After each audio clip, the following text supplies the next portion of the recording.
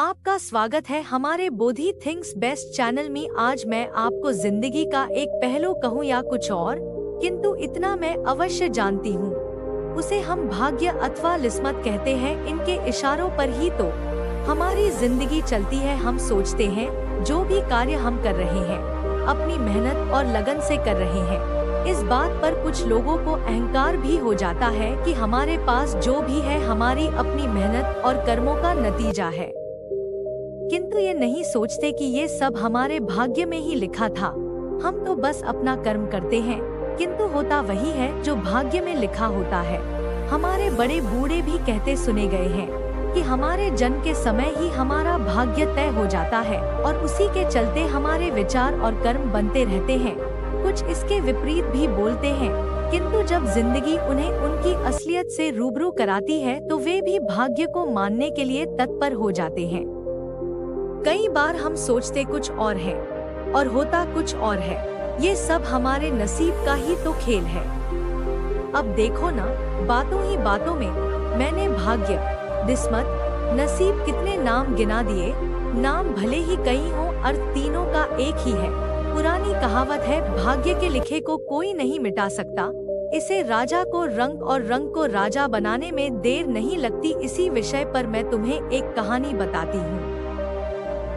एक राजा था, उसका राज्य बहुत ही खुशहाल था। उसके 3 बेटियां थी। सब कुछ शांतिपूर्ण तरीके से चल रहा था। राजा की तीनों बेटियां अपने पिता से बेहद प्रेम करती थी।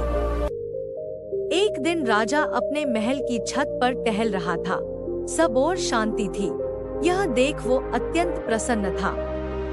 कुछ देर पश्चात पता नहीं राजा को क्या सूझी, राजा जब दरबार में गया तो बोला, सभी लोग मेरा दिया मेरे भाग्य का खाते हैं। सभी दरबारियों ने हाँ में हाँ मिलाते हुए कहा, जी महाराज, हम सभी आपका दिया और आपके भाग्य का खाते हैं। राजा उनकी बात सुनकर अत्यंत प्रसन्न हुआ। तभी दरबार में उसकी बेटियां भी आ गईं। राजा ने सोचा, लगे हाथ बेटियों से भी इस बात पर समर्थन की मुहर लगवा लेते हैं और अपनी बेटियों से बोला, मेरी प्यारी बच्चियों, क्या तुम लोग भी मेरा दिया खाती हो, मेरे भाग्य का खाती हो? दोनों बड़ी बेटियां बोली, जी पिताजी महाराज, हम आपका दिया और आपके भाग्य का खाती हैं। किंतु तीसरी बेटी मोहिनी चुप रही। महाराज ने देखा तो बोले, बेटा मोहिनी, क्या तुम मेरी बात से सहमत नहीं हो? मोहिनी बोली, जी नहीं महाराज, ऐसी कोई बात नहीं। वैसे तो मैं आपके राज्य में रहती हूँ और आप हमारे पालनहार हैं, किंतु रही बात भाग्य की, तो वो मैं अपने नसीब का खाती हूँ। भरे दरबार में किसी ने भी राजा की बात का विरोध नहीं किया और उसकी अपनी ही बेटी उसके विरुद्ध बोल रही है। इसमें राजा को अपना अपमान लगा। उसने अपने क्रोध पर नियंत्रण करते हुए कहा, बेटी मोहिनी, कहीं तुम भूलवश गलत तो नहीं बोल गई? जी नहीं पिताजी महाराज, मैं अपने भाग्य का दिया ही खाती हूँ। उसने पुनः अपनी बात दोहरा दी। सभी दरबारी शांत थे। इस बार राजा को क्रोध आ गया और बोला, देखते हैं तुम कैसे अपने भाग्य का खाती हो। ये भाग्य ही तो अपना खेल रहा था।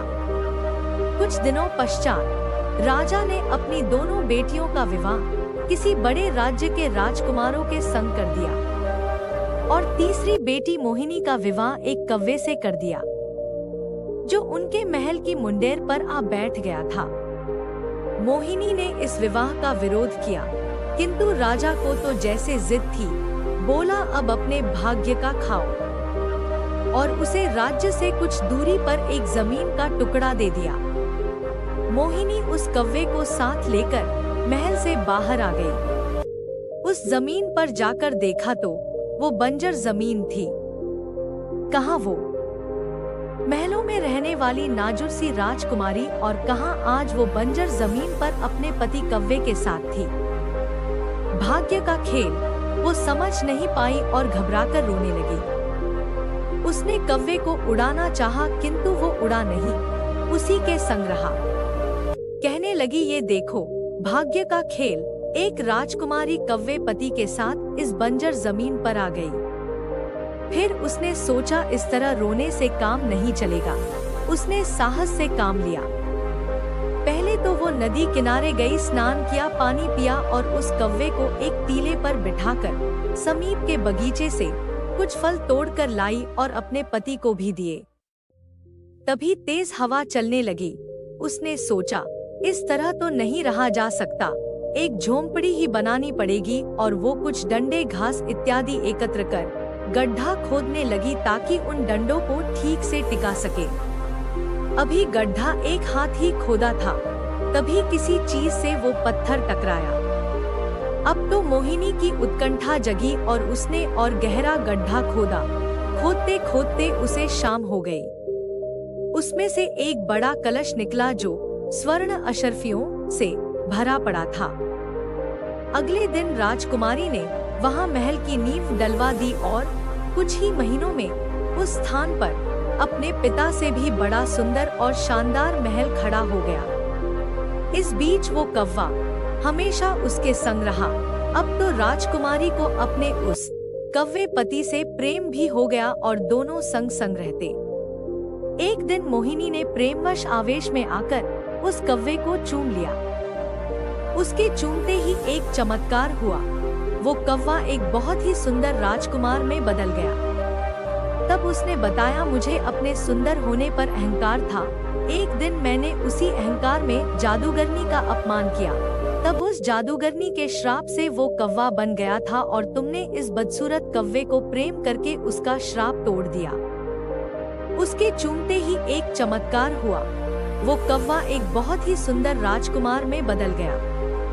तब उसने बताया, मुझे अपने सुंदर होने पर अहंकार था। एक दिन मैंने उसी अहंकार में जादूगरनी का अपमान किया।